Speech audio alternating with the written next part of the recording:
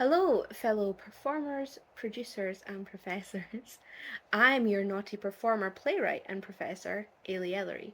Welcome to Burlesque Gateway, where we support the shift from gatekeeping to gateways into burlesque, cabaret, and circus art. Today, let's turn the key and open the door to a topic very close to my heart together. So, today I want to talk about what is a burlesque gateway? What do I mean by that? What is a gateway into burlesque? So, a really good example is movie musicals like Moulin Rouge, like Cabaret, like Burlesque. It's any piece of media or performer you see and you go, oh, that's burlesque. What is burlesque and how do I get me some of that? Like, it's anything that makes you aware of burlesque and makes you want to go and take a class or create your own act and start performing. That's what a gateway into burlesque is. So I also have this little reminder in my calendar that I just ignore. It's just in there and it's been in there for years and I don't really think about it. But we are in the year of our Lord and Saviour Dolly Parton, 2025, and I realised that on the 18th of May 2015, that was when I first hurpled my way onto a nerdlesque stage at Kapow Cosplay Burlesque Presents, and then whatever the theme for that show was. I don't remember. I will try and find and dig out some posters and ferret out my little history in the future. But this video is more like a little overview, a précis into what my burlesque gateways are and were. So we have to go back to the early 90s because I was aware of burlesque for far longer than I should have been. Because my caregivers were not necessarily the best at judging when a piece of media was age appropriate. And also it was the very early 90s and there wasn't as much safeguarding or child protection as there is now. So my first ever burlesque gateway was Josephine Baker. Like, my grandparents watched a lot of old Hollywood musicals and listened to a lot of old 40s, 50s music hall and variety and just general of that era pop music records. I grew up surrounded by this. My parents loved musicals, and my dad was a DJ for a mobile disco in the late 70s, early 80s, so we grew up with his record collection, and there was a lot of like glam rock and punk and all sorts in there, but a lot of musical soundtracks. And I'm not aware of a time where I wasn't aware of Josephine Baker. It amazes me when people haven't heard of her. You know, one of the first black burlesque superstars, one of the most highly paid women in show business at the time, and, you know, a decorated war hero. And lots of people don't know who she is. But I grew up with her music and her movies and other stars from the golden age of the silver screen, from silent films to the talkies to Technicolor, and that was just totally normal for me. Then, you know, all the old Hollywood musicals, those just any one of those is a gateway into burlesque, but especially the ones that are about burlesque, you know, like Minsky's and First Lady of Burlesque and all sorts of other shows. You know, I grew up with that. And fast forward a little bit later, we're talking I was like 7 or 8, and there was this period of time in the 80s and 90s when a lot of horror movies that were like maybe like not super high rating in terms of like gore, but you know, they were a bit risky. They were kind of like Carry On movie risky. And you know, Carry On films, that's a British gateway into the kind of like cheeky, naughty, satirical, seaside, end of the pier entertainment kind of British burlesque. I watched all of them when I was a kid, thought nothing of it. But yeah, there was this period of time where things like Tales from the Crypt Keeper, Attack of the Killer Tomatoes, all of these kind of things were being turned into children's cartoons. And because they were children's cartoons, it didn't occur to anybody that like watching the live action one maybe was less appropriate for a 7-year-old. And you know, the bored teen in charge of the Blockbuster video counter was not checking ratings on stuff. So I watched a lot of things that were deeply, deeply inappropriate, but I was hooked on Hammer Horror Glamour. I wanted to be Elvira, Mistress of the Dark. I wanted to be Vampira. I wanted to be, you know, a member of the Addams family. I wanted to be. Was it Uncle Vlad, the like cheerful Dracula guy? I can't remember. I've got a picture in my head, but we can discuss that more deeply when I explore each of these individually over time. But yeah, so that's kind of like more my style is kind of this, what one of my friends described as that campy goth shit. Surprisingly, based on how I am dressed today in my little celebration hat. And yeah, so Elvira was like a big deal when I was growing up, and um it wasn't till my teens that I like realized that most of what I liked was considered like cult cinema. It was often cult queer cinema. So I was watching all sorts of things like To Wong Fu with Love. Thanks, Julie Newmar. It's yeah, it's got a long name and I've probably said it wrong. Um, Priscilla, Queen of the Desert, But I'm a Cheerleader. Like all of these like really, really cult gay cinema iconic films. I watched all of these things, and my conclusion from that was I still wanted to be Elvira, but I wanted to be Elvira as like a drag queen. So I wanted to be like a goth drag queen. And we get to kind of like 2005, 2006, when I'm just like slightly too young to be doing these things, but you know, preparing in my bedroom, like practicing with makeup and my mum's old heels and all of that jazz. And then I got gate kept out of drag. There was this attitude that like hyper kings and hyper queens were like not a thing at that point. I mean, they were, but not in my local scene, not in Fife and Dundee. It simply was not happening. I was told, no, you can't be a drag queen, you're already a girl, which I am a non-binary entity, but at that point I didn't have the language to explain that any type of drag for me was gender play, because I'm not a woman, I'm not a man, I am whatever I am on the day, basically. Sometimes nothing, and that's okay. And also, I would say that panto has a lot to do with how I've got to burlesque and what I bring to burlesque. I've been in panto nativities in like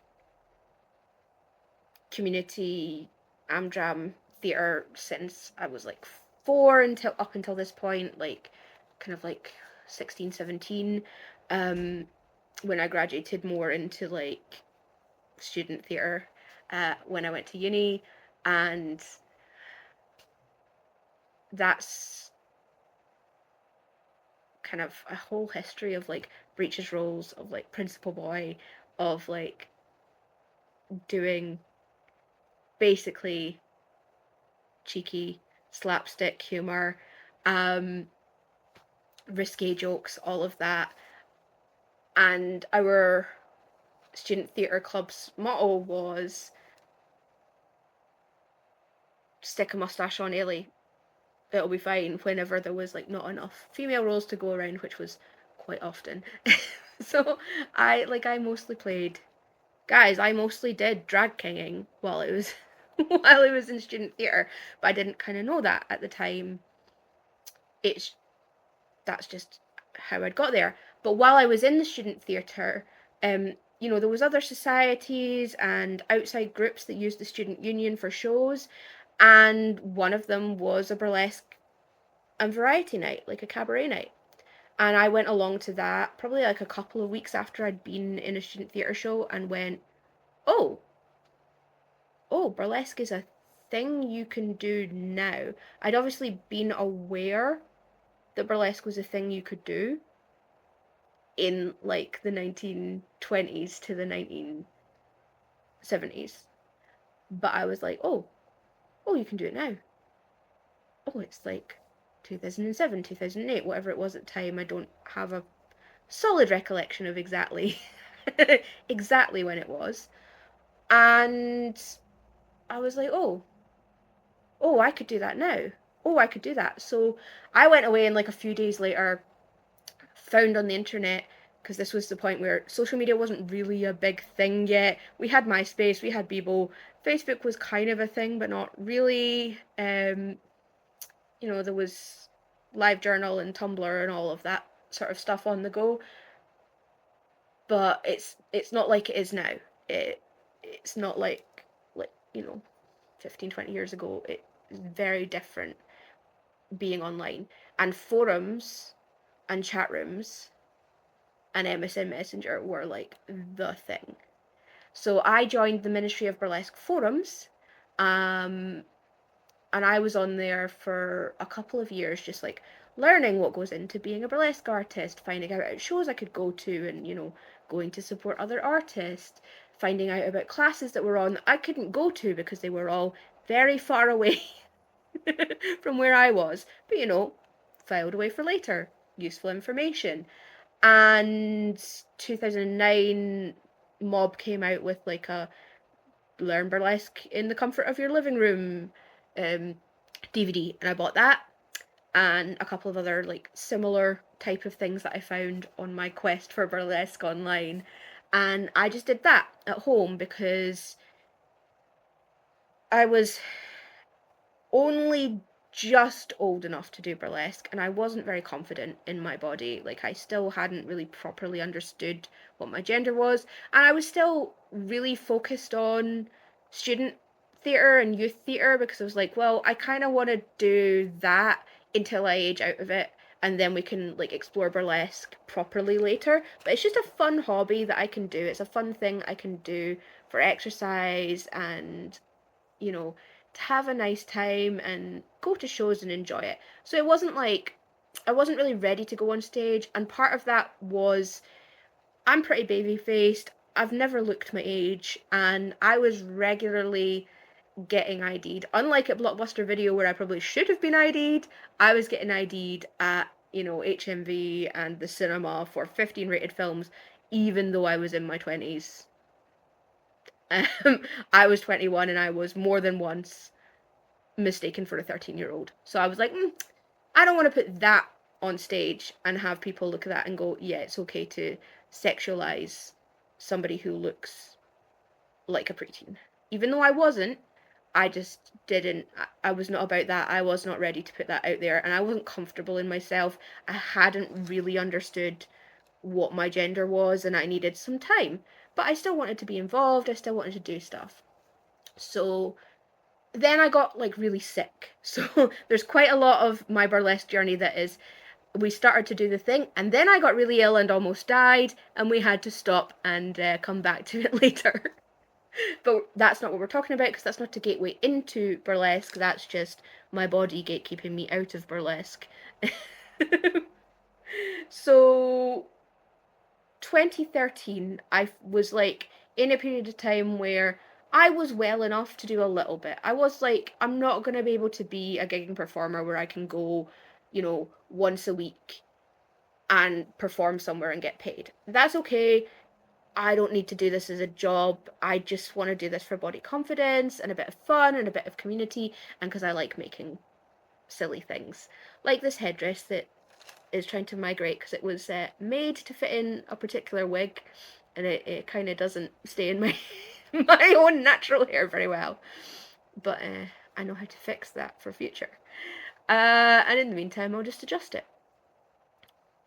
So yeah, 2013, I had like a cosplay friend, because I've been cosplaying since I was like 15, 16, whatever, and I saw at an anime convention Kitty Grayson. I know they've changed their burlesque name, but I've forgotten what it is. I think, is it Kitty Catral or Kitty Cantral? I will have to look that up. But that'll be like a future deep dive thing.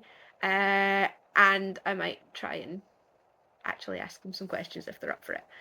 But they were a gateway into burlesque for me, because I saw them perform and went, oh, okay. Well, that's a safe person I can ask where they do burlesque. And they were in a troupe called Black Widow Burlesque at that time. And weirdly, there was like a couple of other people I knew in it, because, Scotland is a pretty small place.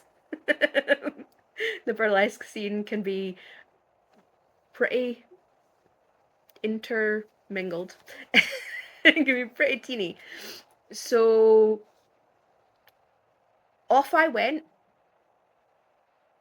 following them to their burlesque troupe, and I got introduced, and everything seemed fine at first. It was all kind of like what I was expecting from what had been said online of, right, you're not going to get to perform right away because, well, one, you've got to develop an act that you can show first. Two, you've got to get like some lessons under your belt so we know how you move, and if we do any group numbers, you've got to learn them. And then you've got to kind of like the first show we do, you're not going to perform, you're going to be stage kitten or front of house or tech, whatever we need. And I was like, okay, that's cool, that makes sense. And so I did that. And it just wasn't a very good experience. Like, the show was great, the performers were wonderful, the trip was like, members were generally pretty cool. There was a few issues, but it made sense. And then it kind of, anytime I tried to voice an opinion about what I was going to do or like make a suggestion, it was just shut down. And it was a whole year and 2 shows, and I hadn't been allowed to perform. And then the trip itself kind of was disintegrating. So, like, some of that was, for some reason, gatekeeping me off the stage specifically, and some of that was just timing, just bad timing on my part. The trip was like coming to its natural end, and I want to be like scrupulously fair with that. But when it got a bit weird was, from the ashes of Black Widow Burlesque rose Marvelesque, and I went over to them, and again the rules were kind of like, well, because you didn't get to perform and things were all like a bit all over the place, you're gonna have to kind of start again and do lessons. And our first show, you'll do, front of house, stage kitten, tech, and then you'll get to perform in the next one, because we've got to build you an act that fully makes sense. And another year went past, and not allowed to perform. So this group, because it was basically the same group of performers, plus or minus a few people, wouldn't let me perform, wouldn't let me on stage for 2 years. And if I had been older, if I'd been in a better place mentally, if I hadn't been so ill and just dragging myself, a couple of times a month to classes, to shows, to rehearsals, wasn't taking like all of my energy that wasn't going into work, I would have left sooner. I would have said no sooner. And that was very much not a gateway into burlesque. Neither of those spaces were gateways into burlesque for me. And I got told while I was there quite a lot what I was doing was not burlesque. And it just wasn't a great time. It wasn't a great time for me. So after 2 years with them, I left, and 2015 rolled around, and I had a sort of act. It wasn't finished, but it was like, well, I figure I can show them some rehearsal footage, and I can explain what I'm doing, and I can say like, well, I'm a newbie, so they're not going to expect that much from me. I applied for some shows, and perfectly rightly, it was just a lot of no's. But then there was like a last minute cancellation. We're coming around full circle now to that 10 years ago. Kapow had a last minute dropout from their show, and could I fill it in? Could I get on stage and do that? And I said yes, because it had been a long journey. So on the 18th of May 2015, at Kapow's, I think, second show, and I think that one was at the Classic Grand. I will have to find the posters to double check. I went on stage with a completely unfinished, unpolished act, because I stopped rehearsing it because I didn't think I was going to get to do it, and I was just like, well, I'll pick it back up after the event, because I was going to be there as a vendor anyway, doing merch and stall stuff. So I was prepping all my craft fair things. I was making like nerdy, nerdlesky hair clips and whatever else I was making at the time, and I was sorting price tags, so I was busy doing that instead, because at that point I was still doing craft fairs. I don't do that anymore, but that was the thing I did, and that's kind of how I got into the show, because I was going to be there anyway. And yeah, on I went, dressed as Zatanna Zantara from DC Comics, from the Batman Gotham universe, from the Gotham Sirens version, and I did like a failed magic act, everything's going wrong, which was just as well because I fell over. That wasn't meant to happen, but I styled it out, I made it work, and people loved it. I got great audience reaction, and again, I think they've changed their burlesque name now. I can't remember what it is. I think Cyclone Jack is their cosplay name, but that's what they were performing under at the time. And Mama Silverside, who were the producers, were just like, yeah, you're in the regular cast now. And then I did that for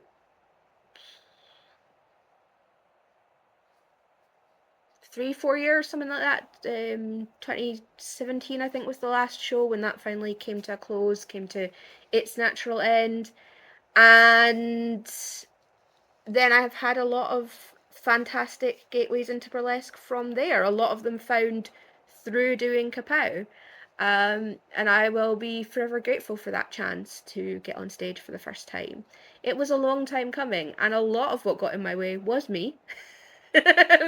But there was also a lot of other people preventing me from being on stage that now, almost 40, I would have just said no and gone somewhere else much faster. But then, early 20s, wasn't confident enough to say no, just thought, oh, I must be wrong. But I've learned that one person's idea of burlesque and one person's burlesque gateway is going to be vastly different from mine. It's going to be vastly different from someone else's. And I mainly learned from my journey how not to be a teacher, how not to be a producer, how not to be a good community member from my first attempts at getting into burlesque. And I don't want anyone else to ever experience being told that they're not good enough to perform, being told that they can't get on stage. Like, telling yourself that is one thing, and it's something you can work through. Being told that by other people is harder. And we're not talking like being rejected by festivals because they've got 10 slots and 500 people applying. That's a different discussion. We're talking about literally being prevented from going on the stage by, you know, community members, and especially if they're unnecessarily unkind about it. But that's a lot to unpack later. Yeah, my burlesque gateways were mainly nerdy, and I think that's how I got into nerdlesque, because it was mainly about nerdy, campy, vintage B-movie horror, and that's kind of what I do. One of my most popular acts pre-Panini was my Jaws act, and we might bring that back, we'll see.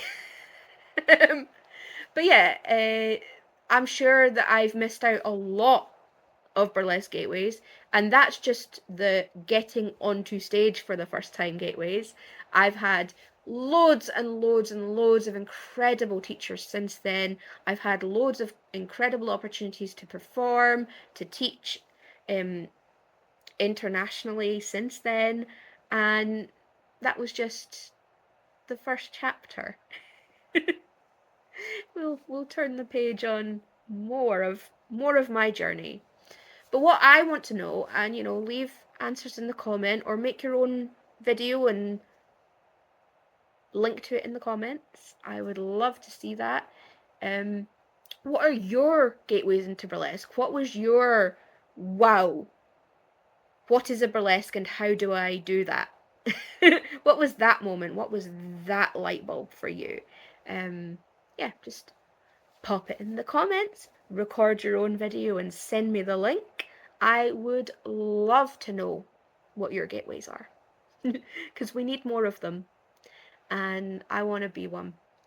I want to be a gateway into burlesque for other people. I want to share the love and support that I've received from my mentors, my peers, other members of the community, and I want it to be a beautiful, safe place full of people doing their own beautiful renditions of their style of burlesque, because I firmly believe there's as many different styles of burlesque as there are people. And yeah, I never know how to end these, but I think, yeah, just like pop your burlesque gateways in the comments, either like write them out or send me a video, send me a link, to to you talking about it, do a video like this, whatever it is. Yeah, I'd love that. And I guess happy Burlyversary to me this week. I can't believe it's been 10 years. That's wild. I've obviously been around burlesque longer than 10 years, but that's how long I've been performing. It's not how long I've been performing professionally, but it is how long I've been performing burlesque. Wow. And on that note, I'll leave you and I will natter at you next time. Bye bye.